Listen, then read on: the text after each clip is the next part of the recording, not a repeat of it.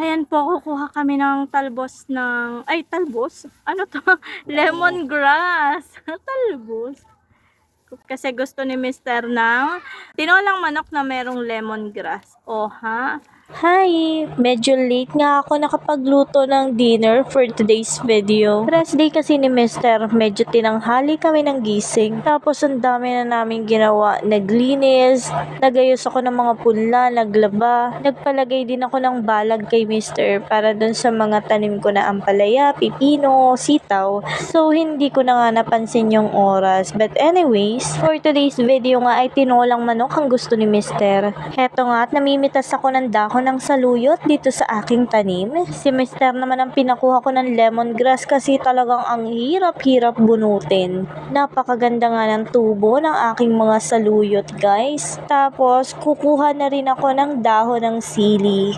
7 PM pa nga lang pero napakadilim na. Okay lang naman kahit madilim na kasi nasa rooftop naman ako namitas ng aking mga tanim. Kumuha na rin ako ng kalamansi. Masarap to sausawan, may patis. Kompleto na yung mga kailangan ko so sinimulan ko ng magluto. Sa malinis na kawali naglagay lang ako ng mantika tapos yung hiniwa ko na bawang iginisa ko na. Isinunod ko na yung sibuyas.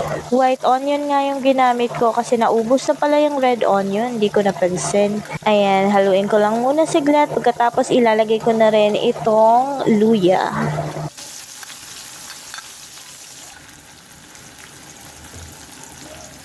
So yan, na medyo maluto na nga yung sibuyas, bawang at luya, inilagay ko na rin itong manok. Tapos, naglagay na ako ng ground pepper at saka ng patis.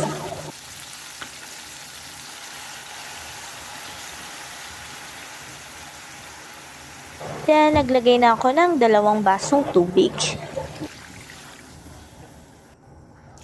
Pagkatapos ay nilagay ko na nga rin dyan yung tanglad.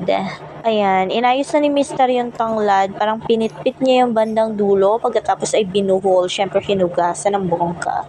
At nilagay ko na rin dyan yung sayote. At saka yung siling haba. At nag-add ako ng pamintang durog. Tinakpan ko na ito para mabilis kumulo at maluto. At ito nga, nakulong-kulo na, malambot na yung sayote, luto na rin yung manok. Kakaunti na rin yung sabaw, kaya magdadagdag ako ng tubig. Gusto kasi ni Mister maraming sabaw, maghahanap talaga yun ng sabaw.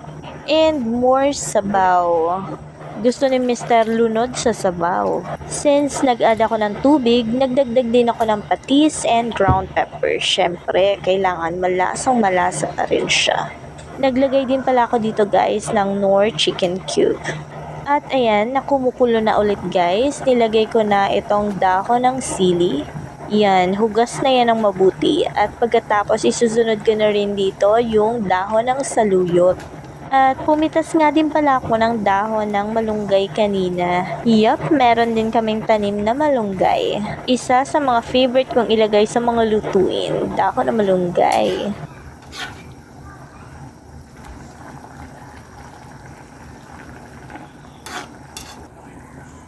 Ayan nga, hinalo ko lang ng bahagya. Malapit na siya maluto. Pakukuluan ko pa siya mga 3 to 5 minutes. Ay okay na nga itong aking tinolang manok. Okay na to. Ayan na, luto na to guys. Kain po tayo. That's it for today's video. Thank you for watching. Bye!